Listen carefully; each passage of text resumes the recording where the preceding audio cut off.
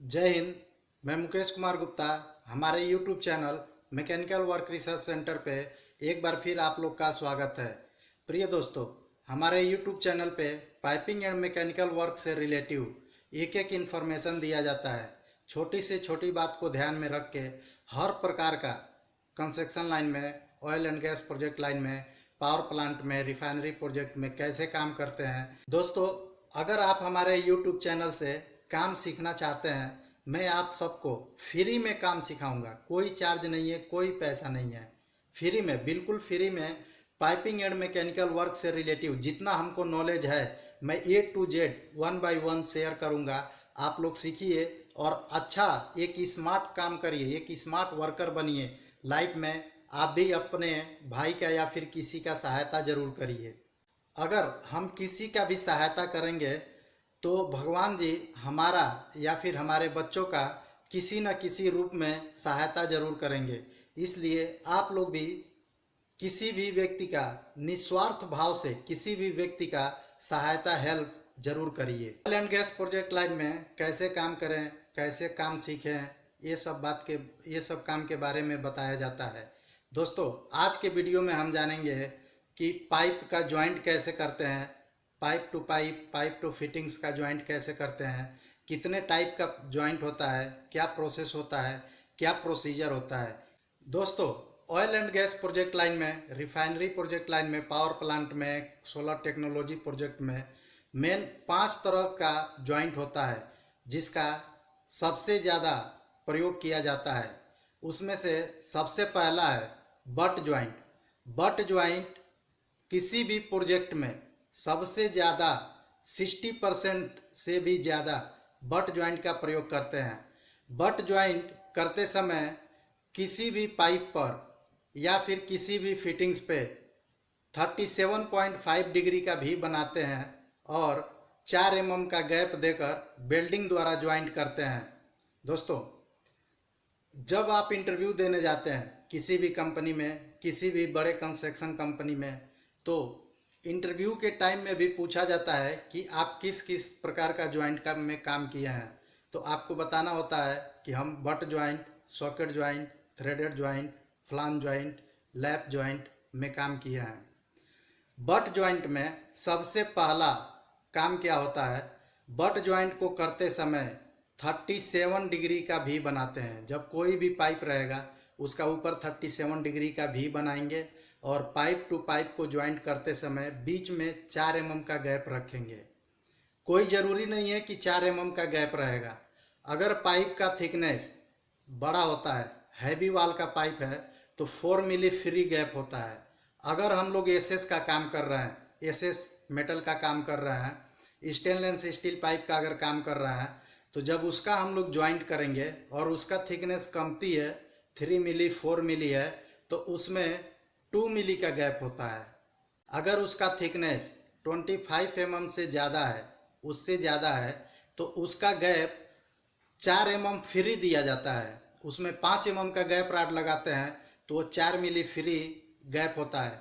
ऐसा क्यों किया जाता है कि जब बिल्डर लोग वेल्डिंग मारता है तो वेल्डिंग मारने का टाइम में जब एक साइड से स्टार्ट करेगा और जब नीचे से 2 साइड से जब ऊपर ला के मिलाएगा तो उधर गैप कम हो जाता है, उधर रूट नहीं निकलता है। इसके लिए 4 mm फ्री गैप दिया जाता है। हमारे क्लाइंट, हमारे क्यूसी भी 4 mm फ्री, 4 मिली फ्री गैप चेक करते हैं। कोई भी बट ज्वाइंट करते समय, किसी भी मेटल का अगर बट ज्वाइंट हम कर रहे हैं तो उसका जो एंगल होगा वो 37.5 डिग्री का होगा और जो रूट फेस होगा, रूट फेस वो एकदम स्क्वायर कट में होगा, स्क्वायर में होगा। और जो हमारा फेस एज है वो 1.5 mm से 2.5 mm तक रहता है।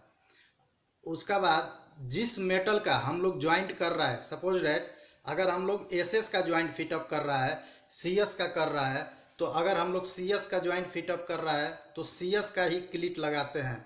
अगर हम लोग एसएस का कर रहे हैं तो एसएस का क्लिट लगाएंगे। अगर एलटीसीएस का कर रहे हैं तो एलटीसीएस, एलओई स्टील का कर रहे हैं तो एलओई स्टील। जिस मेटल का पाइप होता है उसी मेटल का क्लिट भी लगाते हैं।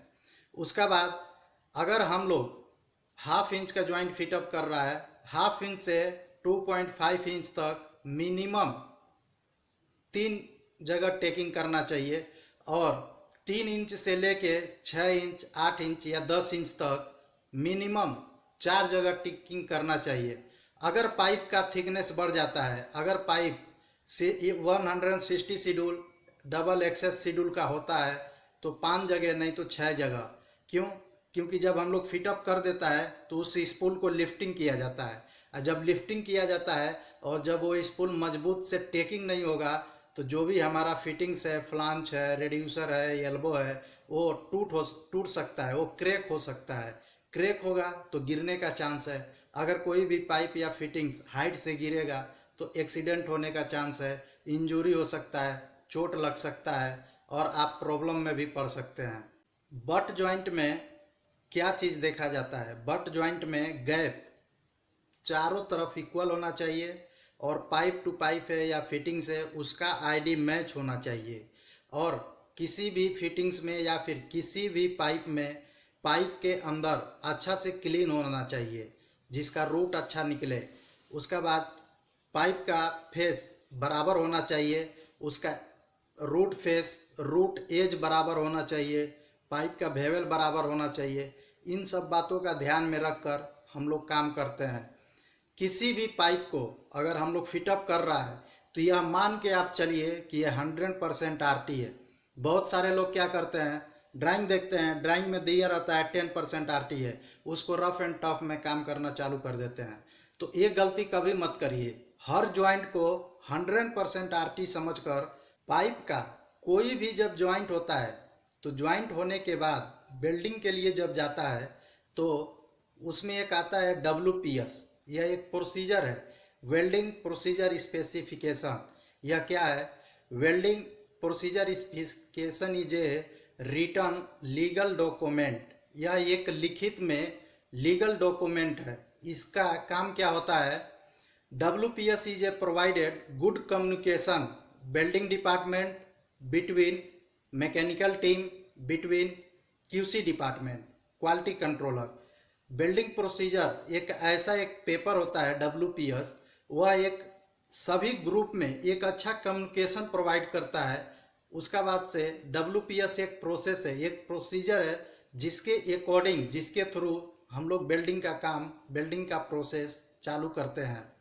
WPS क्या है इसके बारे में एक हम वीडियो बनाएंगे और हम आपको अच्छे से बताएंगे। बेवल बनाते हैं तो इस डिजाइन में होता है, तो हम इसको कैसे आइडेंटिफाई करें कि ये अगर थिकनेस 10 mm है तो ये बेवल का लेंथ कितना होगा और कितना mm ऊपर से हम लोग पकड़ के नीचे मार्किंग करके बेवल बनाएंगे।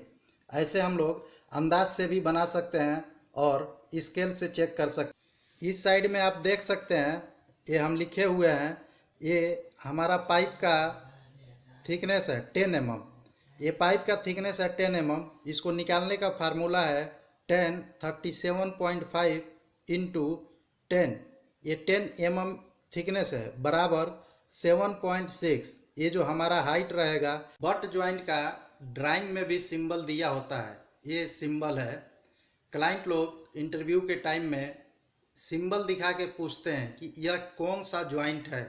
आप सिंबल देखिए और तुरंत बताइए कि सर ये बट ज्वाइंट है। किसी भी पाइप का अगर बट वेल्ड करते हैं तो जब वो वेल्डिंग होने जाता है, जब उसका रूट और हार्ड पास हो जाता है तो उसका राइट एंगल और पाइप को चेक करते हैं कि सीधा है कि नहीं। ये चेक करना बहुत ज़रूरी है क्योंकि वेल्डिंग के टाइम में अगर वेल्डर पाइप को रोटेट कर करके नहीं वेल्डिंग मारेगा तो एक साइड में बेंड हो जाता है या फिर टेढ़ा हो जाता है। तो आगे चल के जब हम इरेक्शन करने जाते हैं, फैब्रिकेशन करते हैं या फिर इरेक्शन के टाइम में वह लेवल मैच नहीं होता है। कोई भी बट ज्वाइंट करते समय पाइप का आईडी और फिटिंग्स का आईडी मैच करते हैं और गैप बराबर रखते हैं। चारों साइड में गैप इक्वल होना चाहिए और ओवरलैप नहीं होना चाहिए, आगे पीछे आईडी नहीं होना चाहिए।